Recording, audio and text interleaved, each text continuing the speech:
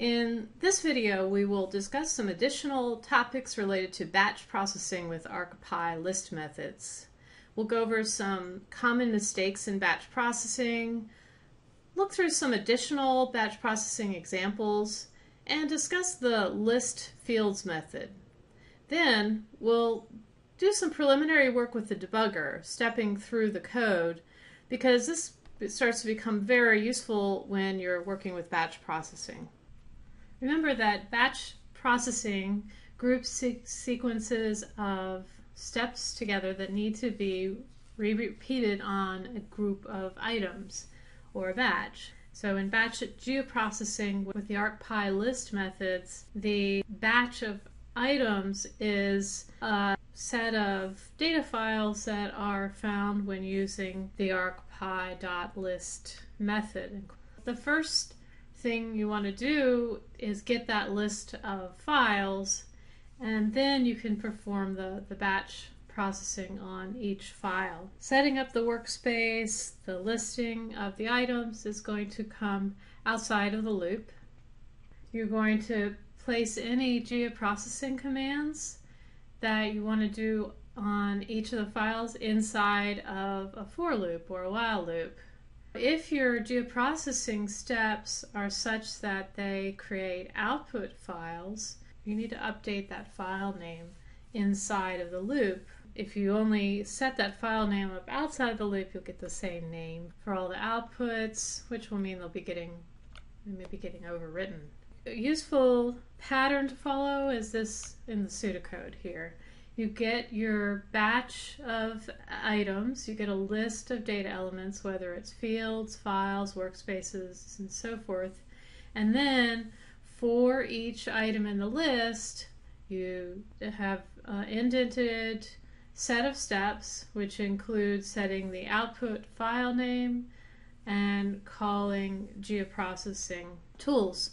So this setting of output file names and calling of geoprocessing tools might repeat inside of there depending on how many geoprocessing steps you want to do. If you take a look at this code, you might be able to see what could be wrong. First, import arcpy. We set the workspace, arcpy.env.workspace. We're following the pattern up there. We get a list of data elements. FCS equals arcpy.List feature classes. Which feature classes is this going to give us in the list? It should be all of those with the geometry of line type feature classes. We create a for loop that will loop through FCS, our variable that's holding the feature class names, and we say for FC in FCS. We call the geoprocessing tool the buffer analysis. We call it on FC. Our output is named out.shape. We're going to use a 500-meter buffer. Good, right? Except it's missing that one key. The third bullet of this says update output file names. So what could go wrong with this? Or else. What does or else mean? Well, if you have more than one line feature class, if your list has got more than one item in it, then it's going to loop through this twice. The first time it loops through, it will create a buffer file for the first item in the list called out.shape. The second time it loops through, for the second file, it's going to try to create out.shape again. Now, what's going to happen is it's going to throw an exception because you can't overwrite this out.shape. It's going to try to, but it won't be able to. So you may recall that there's a variable, a property of arcpy, the overwrite output environment setting. So you can say arcpy.env.overwrite output equals true. If you do that, then it won't throw an error the second time it goes around. So the second time it goes around, it'll create the buffer and set it to out.shp and overwrite the one that it created the first time around. Good, because you don't get an error, but bad if you actually wanted to have your first buffer that you created, which presumably you did because you're trying to buffer every file in your directory. So instead of having a hard-coded static name here, by hard-coded we mean it's a string literal with exactly literally what the name of it would be in here. Instead of doing that, we probably want to find a solution that will allow us to create an output buffer for each and every single output file. For each and every single input file.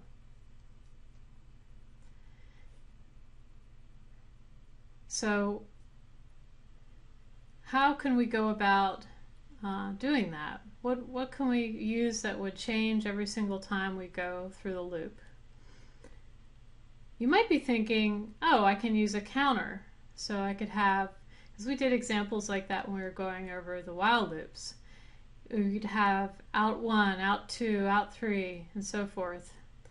That could be done. You could create a variable called count and update that, increment that inside the loop. But an easier approach and possibly more intuitive is to make use of something else that is changing each and every time you go through the loop, which is the feature class name, the input feature class name, FC. FC is changing every time you go here. It's got to be unique, right? Because it's coming from the list of feature classes that were found in a workspace. We could name our file same as the input name, except plus some kind of extension like out in the name. Let's look at some code that implements a solution to this problem. In this code, we again are getting a list of the feature classes that we're interested in and buffering them. But in this case, we are putting our output in a different directory and giving it a different name as well. We import arcpy, we set the workspace, and we get a list of feature classes with the line geometry. Then we set up, outside of the loop, the name of the workspace where we want to put the output. If you're going to keep it in the same directory as the input, this step will be unnecessary. Then we loop through each of the feature class names in our list. Now for some practice. Get out your Python Win or your IDE that you're using and try out this example. The goal of this example is to make a copy of each of certain files in a file geodatabase. Those files should be the ones that have a point geometry and whose name starts with S. The steps that are necessary for this are broken down into 3 parts here. Number 1, list all of the point feature classes in the input workspace whose names start with S. Number 2, create a new file geodatabase. There is a Create File GDB tool in the Data Management Toolbox. The code for doing this step is given here. So the file geodatabase output is supposed to be created as in the Scratch directory. So we specify the directory where the file geodatabase will be created and the name. In step 3, we want to do the copying. Copy the listed feature classes from our input workspace into the output workspace. To do so, you can use the tips that are given here. The template or signature for the data management copy tool is given. It takes input data, output data, and an optional third argument. In this case, you only need to use the first two, the required arguments.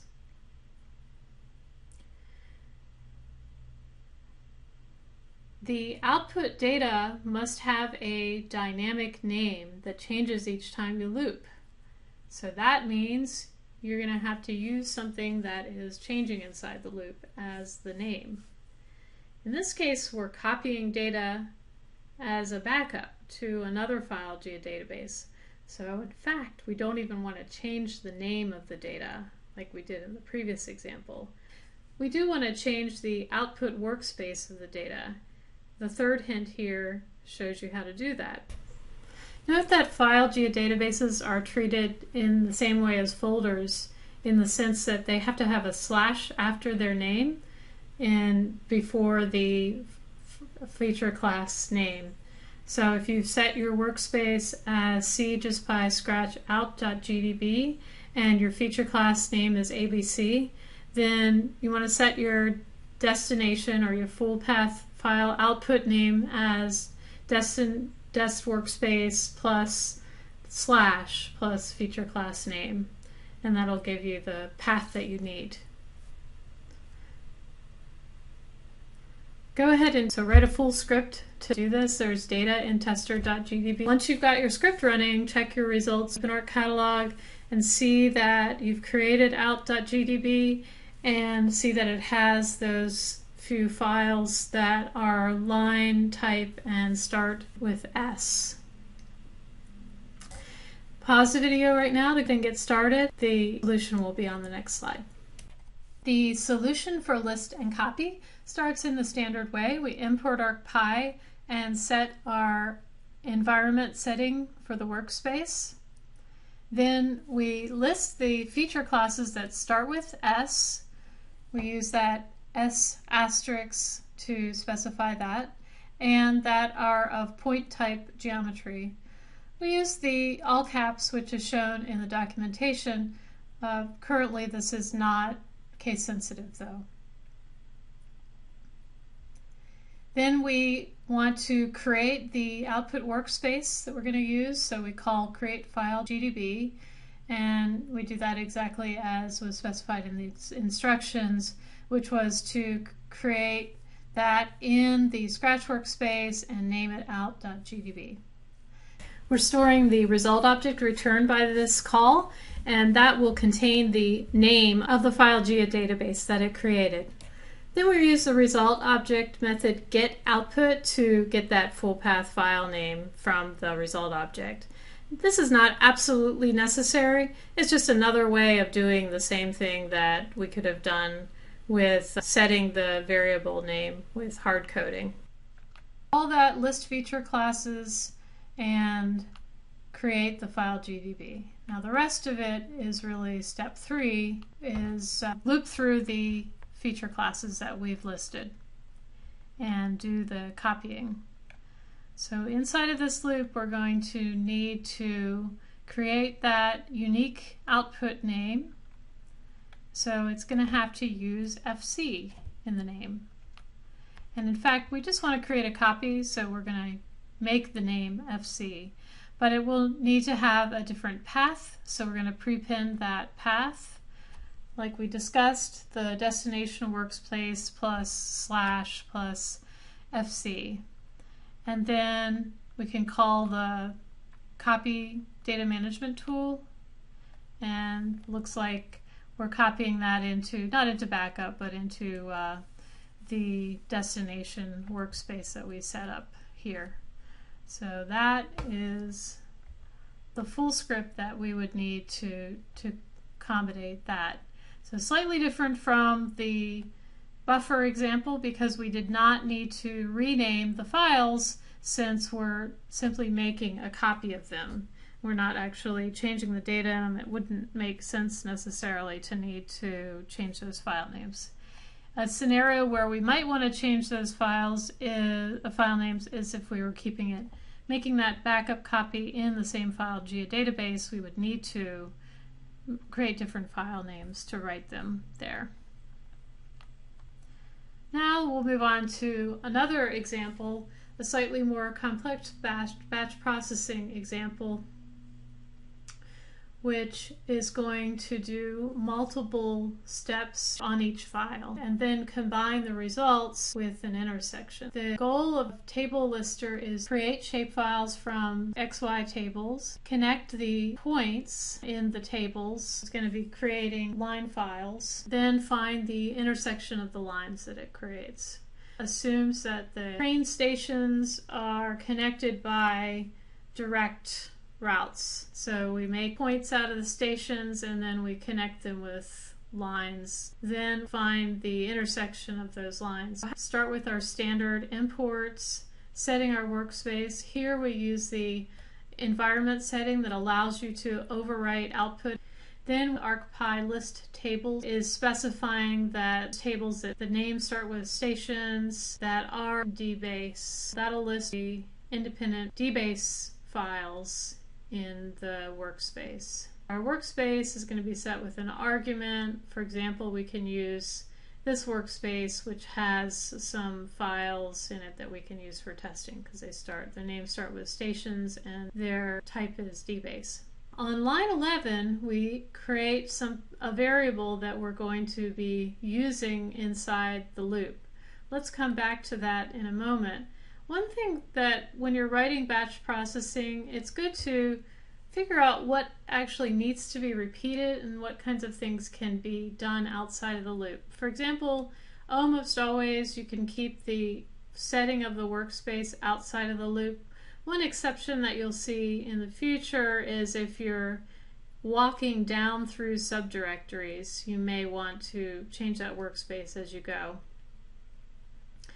And another one that you probably only need to set once is override output. If you're setting it to true inside a loop, you're wasting time.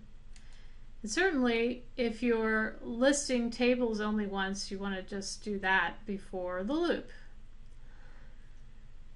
So we get down to line 13, and we're iterating through the list of table names. In this example, our first table name will be stations1.dbf. And on line 15, we're doing that same kind of splitting procedure that we did a couple of examples ago, where we lopped off the extension and added a special string onto the end of that name so that it would be meaningful for us. This is creating the output name. Line 17 takes that table and makes an XY event layer out of that, getting it in a format that can use for other tools. So it'll handle it as a temporary layer, and then once you call another tool, you can use, for example, copy features to copy that into a permanent feature class that will be saved. But make XY event layer itself creates a temporary layer. It takes several arguments: the table that you want to make an XY event layer out of, the field which you want to use to specify the longitude and latitude of the points that you're creating. You have a point X and a point Y field. This one, temp points, is the one I said we would come back to. So back up on line 11, we created a variable to be the name of the layer that's created in there. And we can reuse that name, but we're just going to be overwriting that every time we loop through. We don't need to keep that temporary layer once we use it in the next step. So that's why we could write the name of that layer outside of the loop and just keep it set up there. Saves us time having to repeat that step inside the loop every time. On line 18, take that temporary point layer, connect those points with lines with a data management tool. Points to line. The input for that is the points we want to connect and the name of the output file. So we're using our temp points because that's the layer we created in make XY event layer, and line file. That's just a name that we created up on line 15. The next line, we print our results. It's a good idea to report that data has been created. This just kind of lets you know as the script is running that it got past the lines of geoprocessing and got to this line where it was able to print those out. So the next lines are dedented, and that's because we wanted to take the results of the geoprocessing on each of the individual files and combine those results by doing an intersection. Next, we want to find all of those files that we just created. We want to use list feature classes again on line 22 to get those station line files that we generated with the points to line call. So we're putting a station's star line because there'll be different values in between the name stations and line. We also need to put a star on the end of this because we don't know if our output is going to have a .shp extension or if that will be the end of the file name. And that way it will work either way. Next, to do that intersection analysis, we probably need to look at that signature for the intersect tool. The intersect analysis tool takes input features, an output feature class, and a set of other optional arguments. In this case, we want to specify the input features, and notice that it takes a list of input features. That's how we specify more than one input feature at a time. Input features is pluralized in the signature down there, and that's the clue that it's going to take a list. In fact, if you go over and look at the help, it shows you a list in the first column of the parameter table for that in features. So it takes the Python list that we created on line 22 as the list of names of files to be intersected. We're naming it hubs as the output. There's a placeholder there with a hashtag for join attributes, and we're specifying the cluster tolerance half a mile and the output type as point. On the final line, we report success of the intersection. This script is available in the Chapter 11 sample scripts. Recall that we said there are 3 categories of arcpy.List enumeration methods, and up until now we've been focusing on the methods in category 1, which return lists of strings which represent names of whatever thing we're asking for. For example, a list of string feature class names. Category 2 methods, by contrast, return lists of objects. This holds true for the ListFields method, which we will discuss next.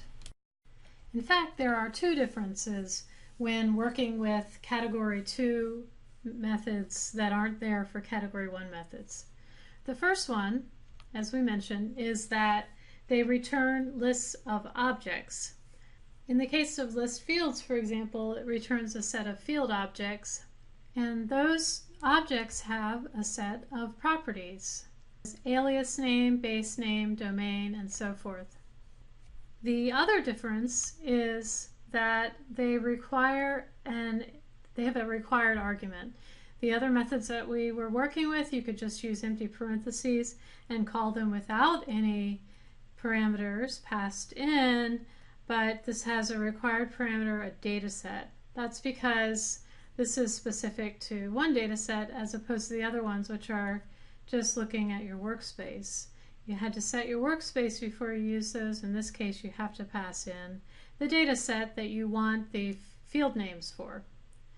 So the other 2 parameters are very similar to what we saw. So this is true of both list fields and list indices. They require a data set to report either the fields on or the indices, and both of them return objects. Next, let's do an in-class exercise which will have you go over and work in the interactive window. So if you go to your in-class exercises, you'll see a set of commands to use in the interactive window, and then that'll be followed by a set of questions to answer. And in this way, although I haven't told you much about field objects, you'll get to explore them, and then you'll be able to answer questions just by looking at examples. A good way to do this is to go over and put the instructions for the in-class exercise on the left side of your window and the IDE on the right side, and we can make this fill up the whole space that's available there. And you have to do each of these lines one at a time. Now you can either grab, copy, and paste the items on this page and paste them here, or you can type them in over here. But they have to be inserted one at a time. So we can't insert more than one line at a time because it won't run anything that is multi-line in the interactive window. The idea of this exercise is that you put lines of code in and predict what you think is going to happen in terms of the output. So we're going to set up our feature class that we're going to look at. Of course, list fields can be used on any kind of data set that has a table associated with it, so feature class, a raster, a dbase table, and so forth. If we do this, we're asking it to list the fields for FC. And when we do this, the question is, what are we doing? What do you think F is going to be when I print that out? If you guessed that it was going to be the first field object in the list, because we're using index 0, then you were correct. Okay, so go ahead and go through and get the rest of these and put them in the interactive window, see what answers you get, and then go down to the questions that you see below and answer those. Pause the video now and complete this exercise, and then when you come back we'll discuss these. Which one of these statements tells you how many fields the attribute table has? If you said len of fs, you're correct. That's because it's the built-in length function will find the length of the list containing the field objects that we got in the third statement. Name 4 field properties. Well, you could probably name more if you look at that table, but 4 of the field properties that you tried out when you did this exercise were name, type, len, and is, or length, and is nullable. Now len here is different from length because len is that built-in function that you can use on any Python object, but length is a field object properties, object.property, and it's talking about the length of the field. Now, the third question says, how can you find the name of the third field? Find the name of the third field. Well, first of all, you have to find the third field object, and then you can find the name of that object. So to find the third field object, you're going to index into the list of field objects, FS, and remember that this is 0 based since it's a list, so we'll look at number 2. And then once we have that, we can say that thing dot name, and that'll give us the result we're looking for. One thing that you may or may not have noticed when you're in there, when you try to say anything f dot, it gives you a list of, let me see if I move that over further, maybe it'll start appearing on this screen.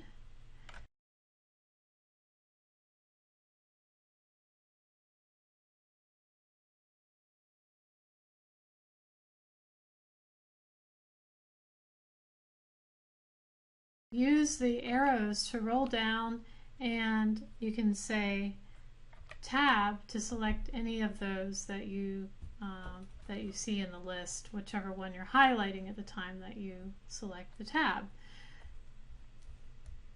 So that's a good way to know which kinds of properties are there. If you create an object in the interactive window, then you can start using the dot to see what's there. The default value apparently is none, so let's do something more interesting. Let's try length, and that's 4. Okay. So just to emphasize take-home messages from this, field objects versus field names. If you print the list that you get back when you call list fields, right away you'll get, boom, you'll get all this mess, field objects. Not so readable human-wise because you're saying it's at a certain place in memory and it's an object. But if you want to get the names, you have to do .name on each of those. And we'll soon go over list comprehensions, which will allow you to get that in a very clean, sleek line of code. The point of this is that it differs from those other category 1 methods that we're using, like list rasters. It gives you a list of names of the rasters, so you can just use those names directly. Often you want field names, not field objects, so just be aware that you probably want to do this instead. Now let's do another exercise. So here we have code from the previous slide where we're looping through and printing out the field names. The output from this would look something like this, because this parc.shapefile has 4 fields, and these are the field names. Now, can you do the same thing but print all of the field types? Pause your video and jot it down on a piece of paper. There's a hint, it should look very much like the code you have in front of you on this slide.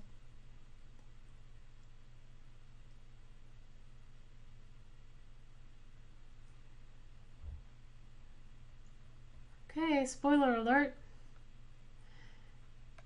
It should be exactly the same except for the last line of code, which will have field.type instead of field.name. So that'll tell you things like OID, geometry, string, and double. See, the FID field is an OID type, the shape field is a geometry type, and the cover field is a string type. The recno field is a double type. Here's something a little bit more challenging. Print the field names for the string type data fields. Okay, so it's not too much more challenging, I hope, but it's just slightly. So there's a couple of different ways you could approach this. But you can start with the code that you have for in the first section here, but just modify it so that it checks if the field type of that particular one is string, then it prints it. Okay, so you're just going to be modifying this loop here. The code will look the same, first 3 lines, and then inside of the loop you need to put a conditional statement that checks if the field type is string equals equals, that's a string comparison because this the field type is returned as a string, then print the field name. And if you run that, it will print only the cover field because that's the only string field in the file. Okay, so now that you've got that down, let's try something a little bit different. So I'm going to have, if those ones you just jotted down on a piece of paper, but I'd like you to pause the video when you get the instructions for this and try to write a script for it. So the challenge is to check if a data file has a field named something or the other. So you can make it really specific and check if parc.shape has a field name cover, and then try to make it more generic so that it can take as input the data file that you want to look at and the field name that you want to look at, so that it'll tell you for any data file that you pass in whether it has any field name that you pass in. So you'll still have to list the fields and then then then you can loop through the fields, but you want to check if that field name that you're given is one of the names.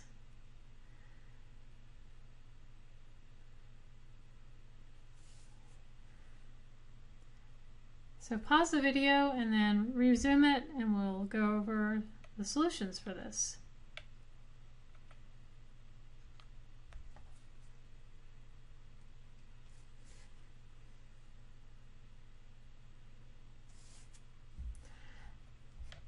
So the simple solution would be to hard code this and say if say hard code the feature class, and then remember you have to pass in the name of the data set into list fields, and that'll give you a list of field objects that you can loop through,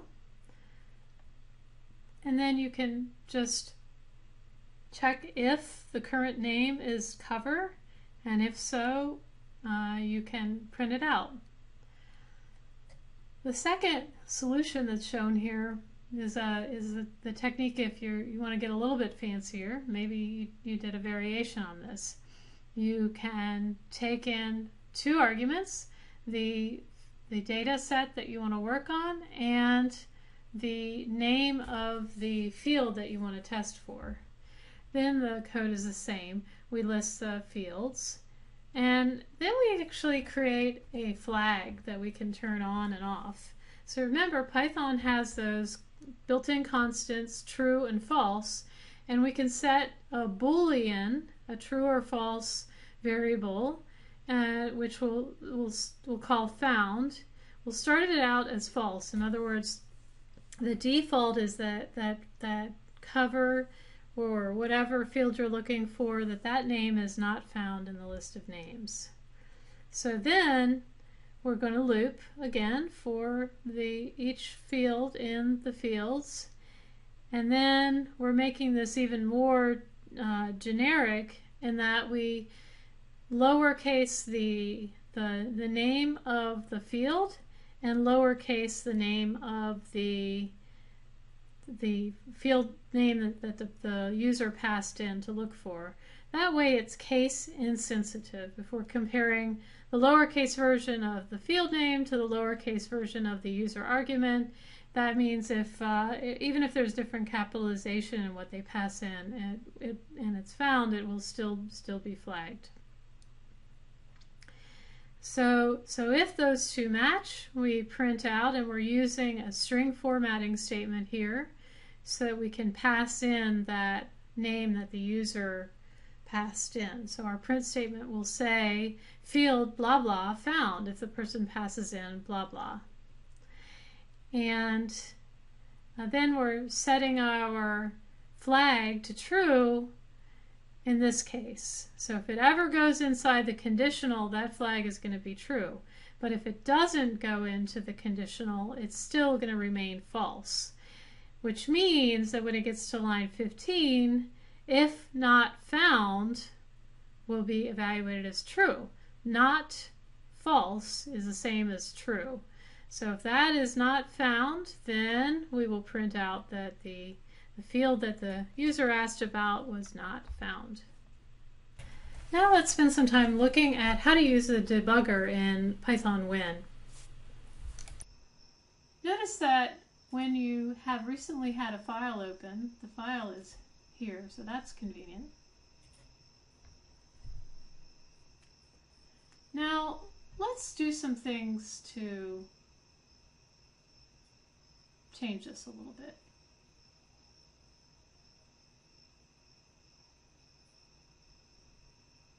First of all, I want to change my output so that it doesn't go in the same directory where it was,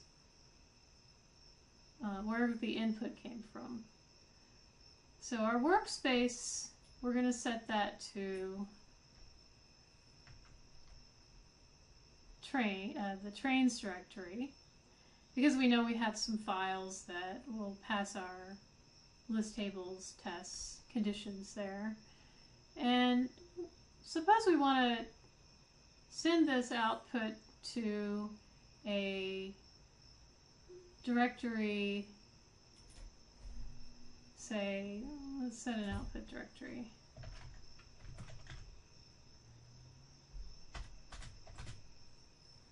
Outdir equals C GIS5 scratch, and since we've used, let's use a directory that'll keep these in one place. Let's call it slines.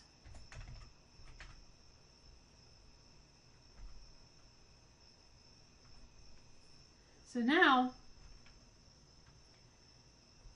before we start doing this process, we'll want to set our output to go to the output directory, slines.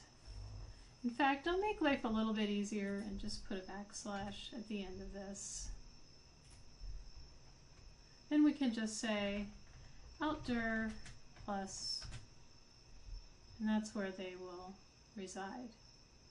One more thing that I want to do is make sure that that output directory exists, and if it doesn't, I'm going to create it. Let's go ahead and save as something else.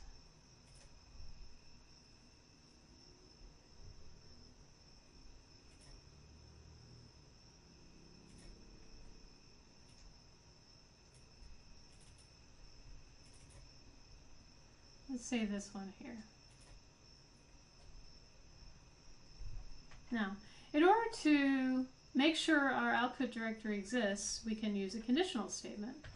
If OS, good, we're already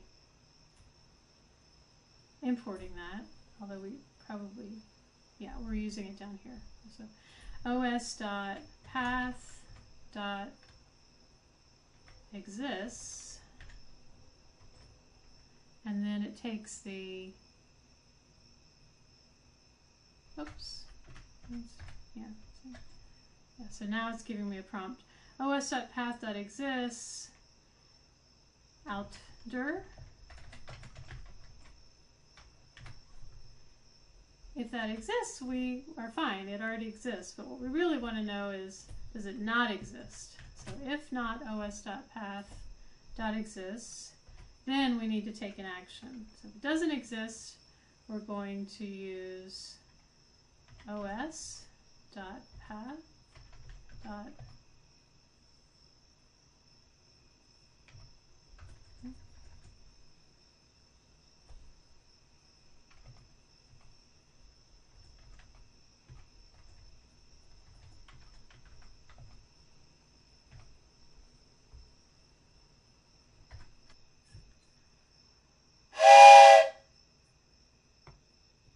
If it doesn't already exist, we're going to use a statement to create the directory. There's an OS method called mkdir, which takes one argument plus other optional ones, but we're going to just pass in our file name, our directory name. Let's see if that works now.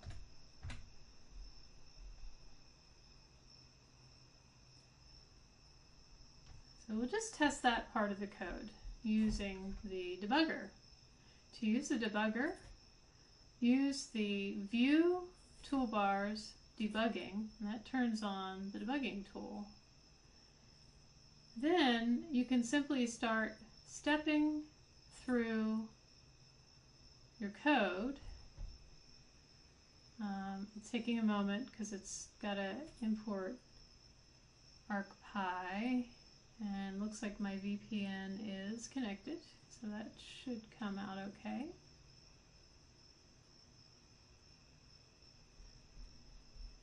Next.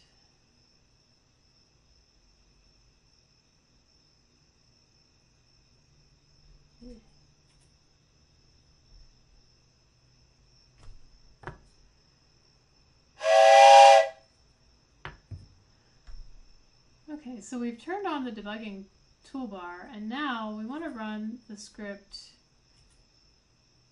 in debugger mode. Step through in the debugger is a choice that will allow us to step one step at a time. Let me just show you what I usually do, which is have an example here, copy it, paste it, place it in here, and we're stepping through in the debugger. What this will do is it won't run the entire script. It will allow us to control each step one at a time. So stepping through in the debugger gives us this little yellow prompt sign, and we step over.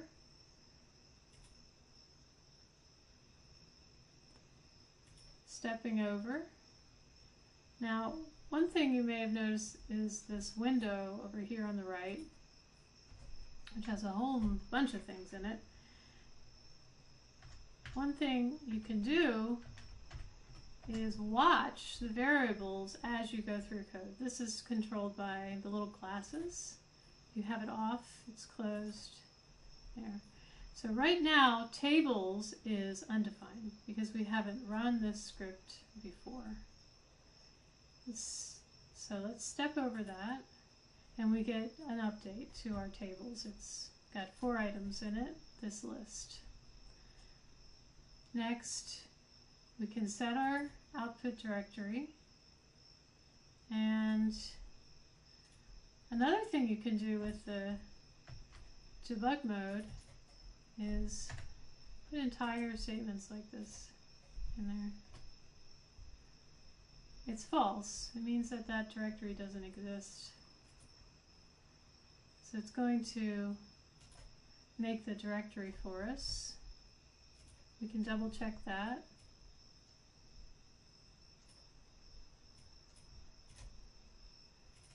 We created it in Scratch, and there it is. It's empty right now.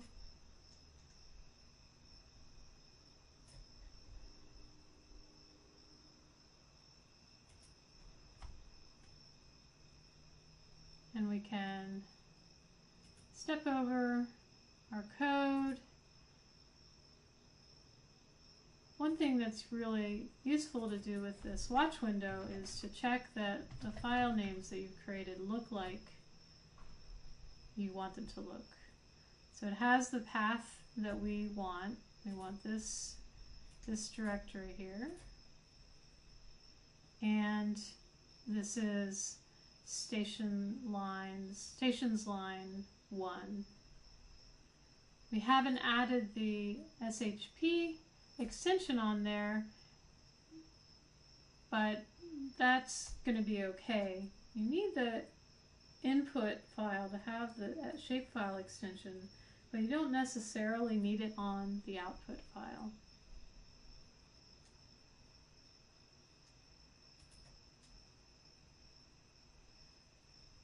So we make the XY event layer. We don't see anything in here, and we won't see anything in our input directory to signify that either, but it's created something in memory. Then we step over this, and our first set of output is created. We do this. We're printing. We don't have the windows tiled, but we can tile them and see that that printed out below. And then we can step some more.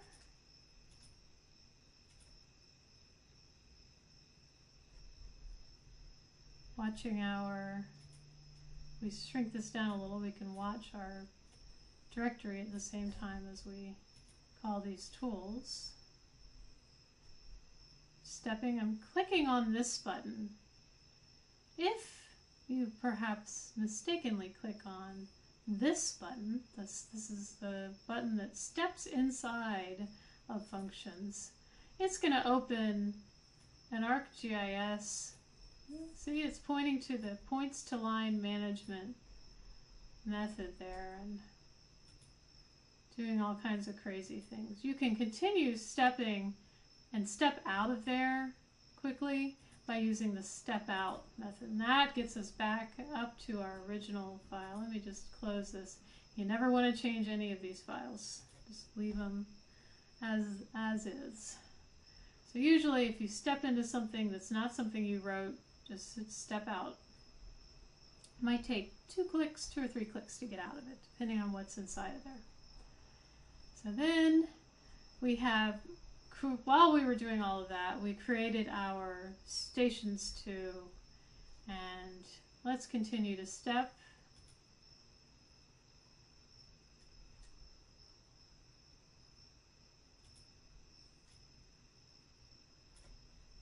This is our output.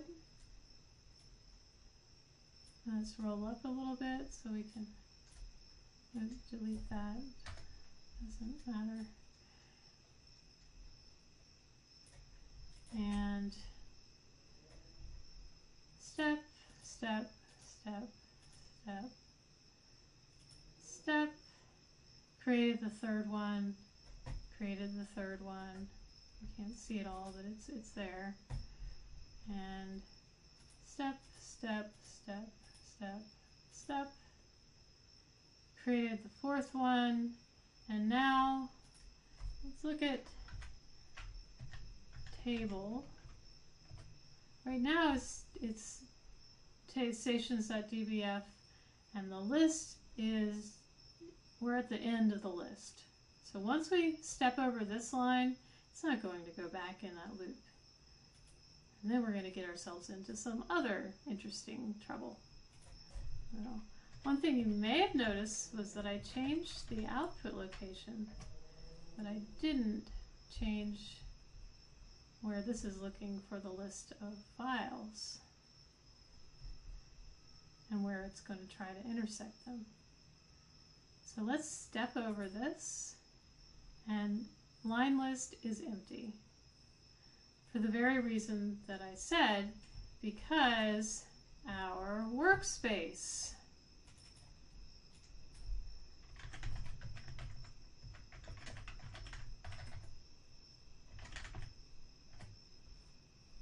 is here, but our data is out in Scratch. One thing you may notice is that you have to click twice in here to start typing. And you can delete just by clicking on delete. I'm going to clean this out. Delete. We don't need all this stuff.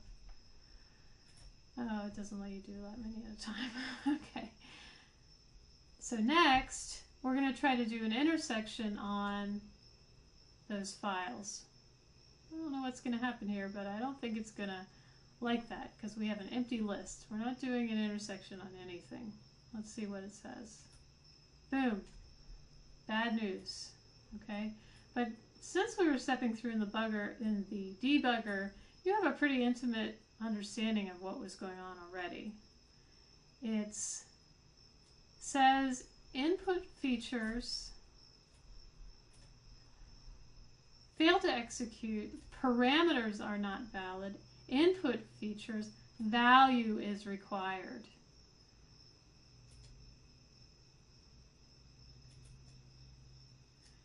Then it says output feature hubs already exists, which, well, maybe it does out in the directory that we're working in. So we have 2 problems, but they're really just caused by one problem.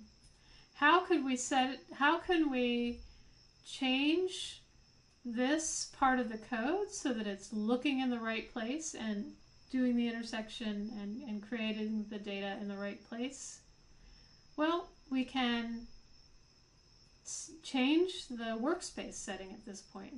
So in order to, we don't want to continue debugging anymore because this is broken. It has thrown an exception, which is printed out down here. So we can stop the debugging with this close button and go ahead and set our workspace down here. arcpy.env.workspace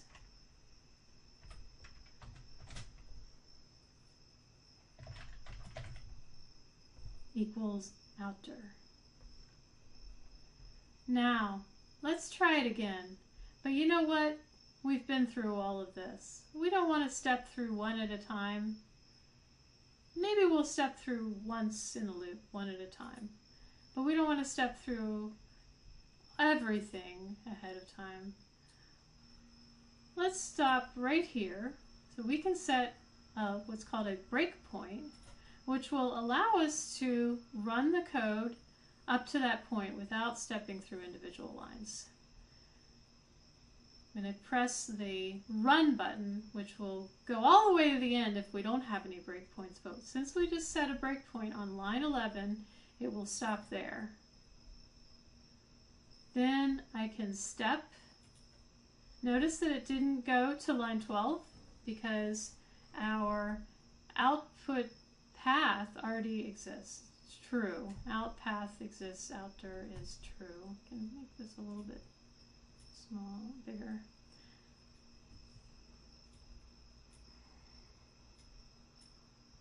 Yeah, so that second line is telling us. And then we can step, or we can set a breakpoint inside of our loop. Oftentimes you want to set breakpoints where there are conditional statements, or inside of a conditional statement, or inside of a loop. Because those are the points where we usually have difficulties. So let's run to there and make sure that we can still create our output. Should be okay because we have set overwrite output, but let's just make sure that these statements execute. I'm going to clear the interactive window so that we don't have any confusion about what's a new statement and what's a existing statement from the previous run.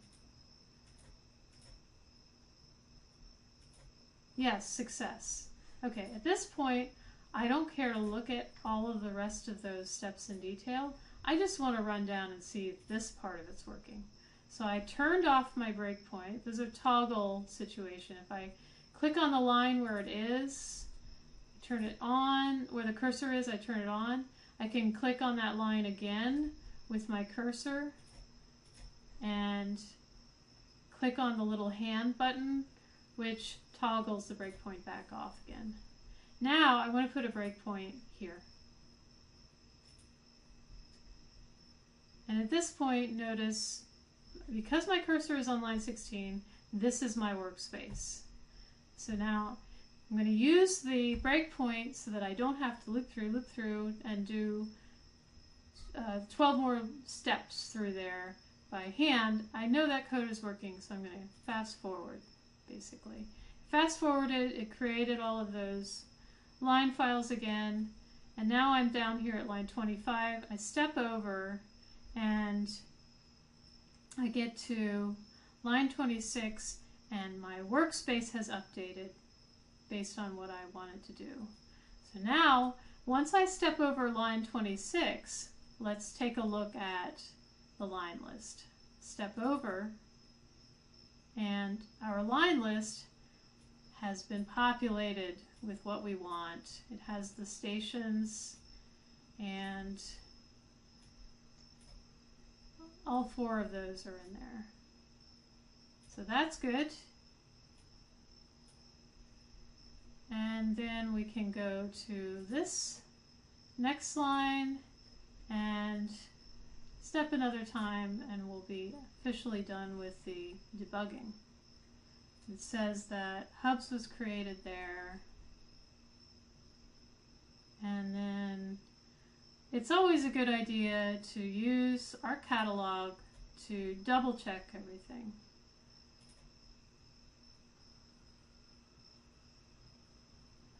Here, just like it said, hubs was in there already, but let's go over to the Scratch directory, and we have to refresh this because we had it open before, and now we'll see S lines has been created, And we can preview those files, the individual line files that were created, and the hub file. You may be surprised to see that your hubs file does not have any points in it. We go back over to our Python script and print out arcpy.getMessages. Though we haven't talked about it yet, it's pretty straightforward. What it does, getMessages returns the messages that are involved with the last tool that was run in the script or within the Python win session. So print arcpy.getMessages, and it returns the values that were being passed into the intersect tool. Here's the command that it used with these arguments: intersect these files, and so forth. It says the start time, reading features, cracking features, assembling features. Notice what it says here. Warning, empty output generated. Well, this is because we're using the intersect analysis tool. The features that we have are lines. So, in fact, they may not all overlap in the same place. So the intersect analysis tool computes features or portions of features which overlap in all layers. Okay, so for those lines in all four of them to overlap at the same point, it might be a little bit difficult. So if you want to see some points come out in your solution, just go ahead and change that parameter that sets the tolerance, cluster tolerance. So the minimum distance separating all feature coordinates as well as the distance of a coordinate can move in the X or Y direction. So if you bump that up to over 100 miles, you'll start seeing some points appear in your output.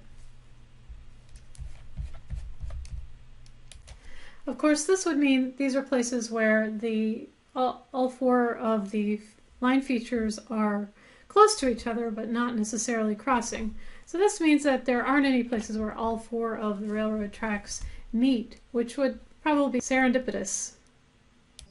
This is a good example of why it's good to go ahead and check your output files in ArcCatalog once you've completed the script run.